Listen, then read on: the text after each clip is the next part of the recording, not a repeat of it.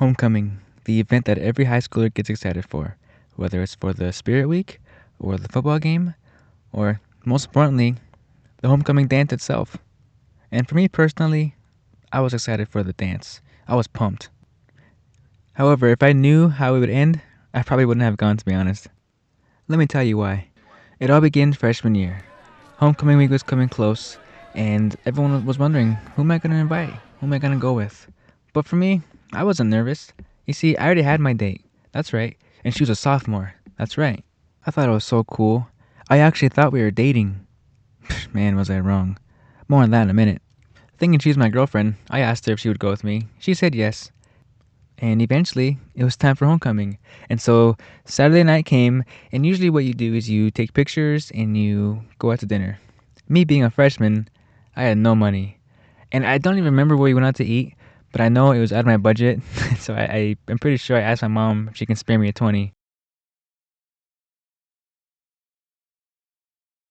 And so I took her out somewhere nice, and we went out and we took pictures. And the cool part was she brought her best friend with us, but she had no date. And so in the picture, I'm standing here with two sophomores, and I'm a freshman. I thought it was so cool. And they're both wearing their heels. And so in the picture, I look like such a Timmy.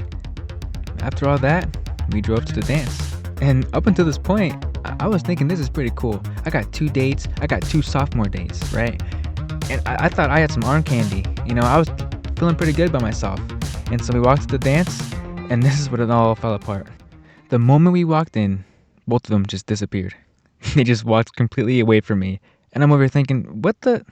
I thought maybe they went to the bathroom, they're gonna freshen up, maybe bring some of their friends over. I don't know, but I just waited for a little bit anyway. Eventually, I realized that they weren't gonna come back, and so I just started to walk around trying to figure out what to do now. And by this point, the party itself has began to grow.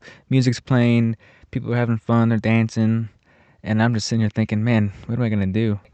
And that's when it happened. I looked up and I saw her dancing with another guy, and I was so confused. I'm over here thinking, man, was I the arm candy? Why is she dancing with that guy over there? Was it because I was only a freshman and she looked giant next to me with her heels on? I don't know. Either way, I was like, screw this. I'm not going to be alone tonight. And so what I did was, I got me another sophomore. That's right. And we were dancing, and she happened to be actually the sophomore queen. And so I thought I was so cool again. I was dancing with the sophomore queen. She was having fun. I was having fun. We were just having a good time. And so that's how the rest of the night was. I forgot about getting ditched up until the night ended and everyone had to go home. And I realized that the girls I came with were my ride home. And so I found them again, and we just got back in the car like nothing ever happened. And she goes, "Did you have fun?"